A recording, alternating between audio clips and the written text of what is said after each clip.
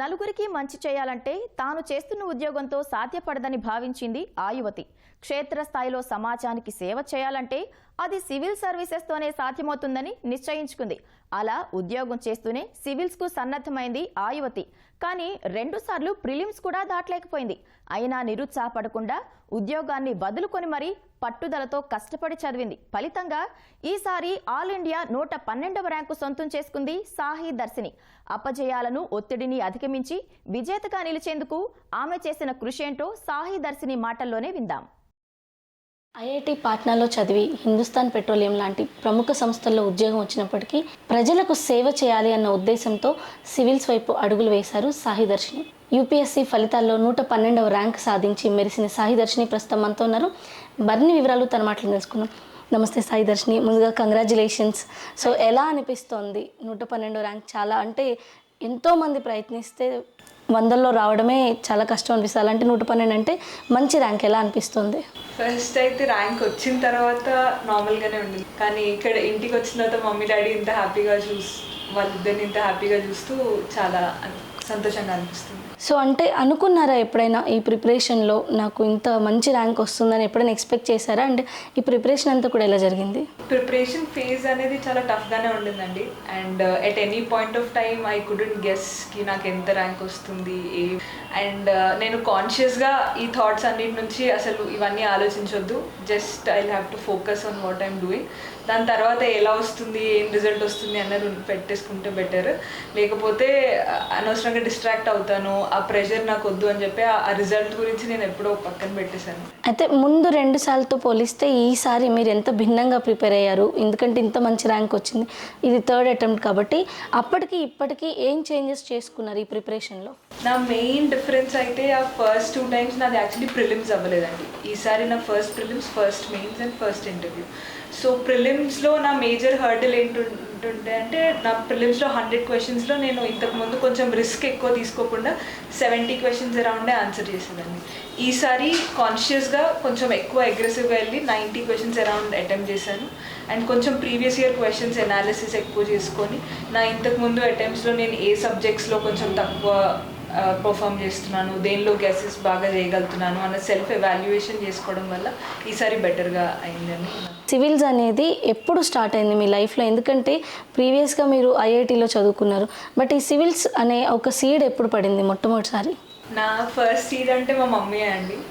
Like చిన్నప్పటి నుంచి mummy central government side చేయడం వల్ల నేను చూస్తూ ఉండేదాన్ని తను ఎలా వర్క్ చేస్తుంది అండ్ ఆల్. సో అలానే మా మమ్మీ ఎప్పుడు చెప్తూ ఉండేవాళ్ళు, నువ్వు ఒక పబ్లిక్ సర్వెంట్ అయితే కనుక నువ్వు నార్మల్గా చేసే వర్కే ప్రాపర్గా చేస్తే ఎంతో మందికి హెల్ప్ చేయొచ్చు. నేను ఇప్పుడు చేస్తున్నా, నా కెపాసిటీలో చేస్తున్నా, కానీ నువ్వు చాలా మందికి హెల్ప్ చేయొచ్చు అని చెప్తూ ఉండేవాళ్ళు. సో అలా సీట్ స్టార్ట్ అయింది. కానీ ఎప్పుడు మమ్మీ వాళ్ళు ఫోర్స్ చేయలేదు నన్ను కి నువ్వు దీనికే వెళ్ళాలి అట్లా అని ఏమి. సో నాది న్యాచురల్ ఇంక్లినేషన్ ఇంజనీరింగ్ ఉండింది. So engineering followed after my 10th and all. So అలా ఐఐటి హ్యాపెండ్. అండ్ దెన్ అక్కడ ఎక్స్ప్లోర్ చేశాను నేను, అన్ని పాసిబిలిటీస్ ఎక్స్ప్లోర్ చేశాను, చాలా ఇంటర్న్షిప్స్ చేశాను, అబ్రాడ్ వెళ్ళాను. ఇవన్నీ చూసిన తర్వాత ఒక ఫైనల్ డెసిషన్ తీసుకోవాలి ఈరోజు అన్న డెసిషన్ రోజు మా మమ్మీ ఉండింది. నేను లైక్ చాలా కన్ఫ్యూజ్డ్గా ఉన్నాను. ఆబ్వియస్గా ఎన్నో ఆపర్చునిటీస్ వస్తున్నాయి, ఇప్పుడు సివిల్ సర్వీసెస్కి వెళ్ళడం రైటా, అది ఇంత అన్సర్టెన్ అండ్ ఆల్ అని. అప్పుడు మా మమ్మీ అన్నది, నువ్వు ఏది చేసినా బాగా చేస్తావు నాకు తెలుసు, కానీ నువ్వు ఇది నీ ప్రకారం మంచిగా ఆలోచించుకొని చూస్ చేసుకో. అలా కూర్చున్నప్పుడు ఆలోచిస్తే నేను అకాడమిషియన్గా ఎంత వర్క్ చేసినా కానీ ఇండియాలో యాజ్ అన్ అడ్మినిస్ట్రేటర్ నేను క్రియేట్ చేయగలిగే ఇంపాక్ట్ చాలా బ్రాడ్ అండ్ వాస్ట్ డైవర్స్ ఏరియాస్లో నేను వర్క్ చేయగలను. సో ఆ మోటివేషన్ తోటి నేను ఇంకా ప్రిపేర్ అవుదామని డిసైడ్ అయ్యాను. జాబ్ చేస్తూనే 2 టైమ్స్ ప్రయత్నం చేశారు, ఒకవైపు ఉద్యోగం చేస్తూ ఇంకోవైపు, ఎందుకంటే హిందుస్థాన్ పెట్రోలియం అనేది చాలా పెద్ద కంపెనీ. ఈ రెండింటిని ఎలా బ్యాలెన్స్ చేయగలిగారు? అండ్ ప్రొఫెషనల్ ఆ కెరీర్ అంటే ఒక 1.5 year జాబ్ చేసినప్పుడు ఆ ఎక్స్పీరియన్స్ ఎలా ఉంది? హిందుస్థాన్ పెట్రోలియం ఎక్స్పీరియన్స్ చాలా ఎన్రిచింగ్ ఉండే అండి. అక్కడ ఉన్న చాలా నా సీనియర్స్ నుంచి నేను ఎంతో నేర్చుకోగలిగాను. నేను జాయిన్ అవ్వక ముందే నాకు తెలుసు నేను సివిల్ సర్వీసెస్కి ప్రిపేర్ అవ్వాలి అని, కానీ నేను వర్క్ చేస్తే నాకు ఇంకా బెటర్ ఎక్స్పీరియన్స్ వస్తుంది, I will be a better administrator అన్న ఒపీనియన్ తోటి నేను జాయిన్ అయ్యాను. ఫస్ట్ లైక్ ప్రిపరేషన్ జాబ్తో పాటు అయిపోతుంది అని అనుకున్నాను, కానీ జాబ్ యాక్చువల్లీ చాలా డిమాండింగ్ ఉండింది అండ్ కొంచెం టైం మేనేజ్మెంట్ ఇష్యూస్ వచ్చినాయి. అందుకనే ఫైనల్గా ఒక డెసిషన్ తీసుకోవాల్సి వచ్చింది.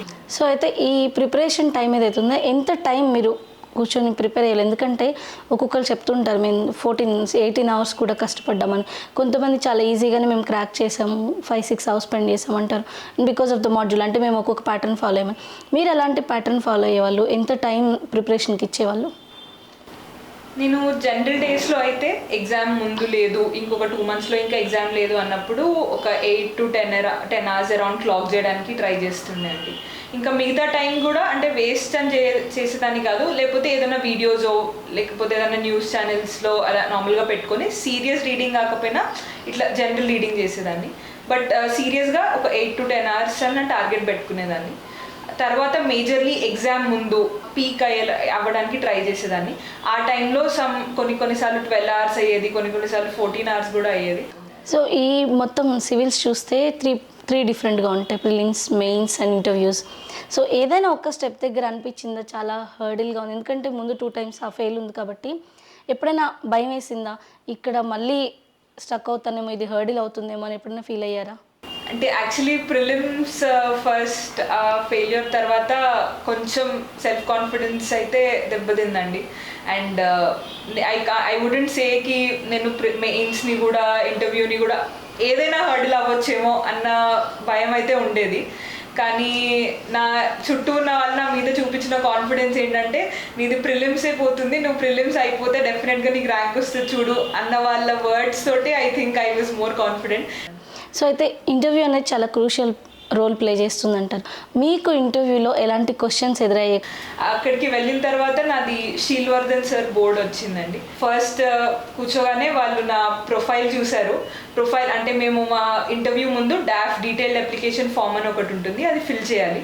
అది ఫిల్ చేసినప్పుడు మన ఓవరాల్ కోర్ ఇంట్రెస్ట్ ఏంటి అన్నది రాస్తాము. ఇంతకుముందు మనం ఎక్కడెక్కడ ఇంటర్న్షిప్స్ చేసినా కానీ ఏమైనా వర్క్ ఎక్స్పీరియన్స్ ఉన్నా కానీ అన్నీ రాస్తాము.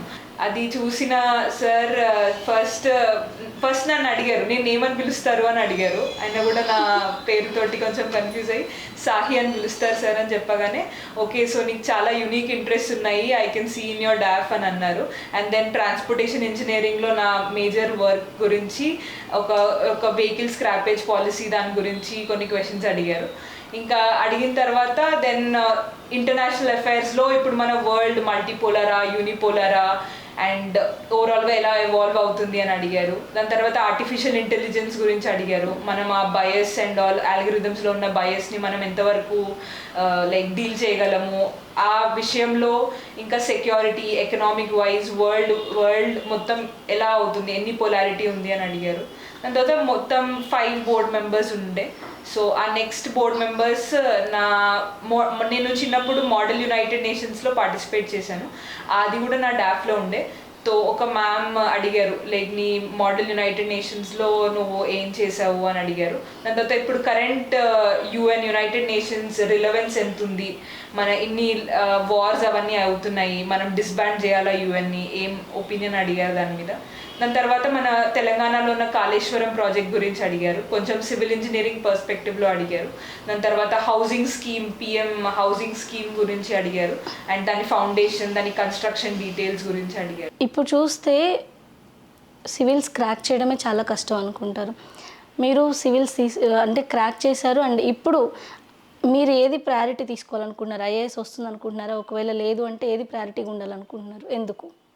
నేను యాక్చువల్లీ ప్రిఫరెన్స్ మేము ముందే ఇవ్వాలండి. ఇంటర్వ్యూకి వెళ్ళే ముందే మా సర్వీస్ ఆర్డర్ ప్రిఫరెన్సెస్ ఇచ్చేస్తాము.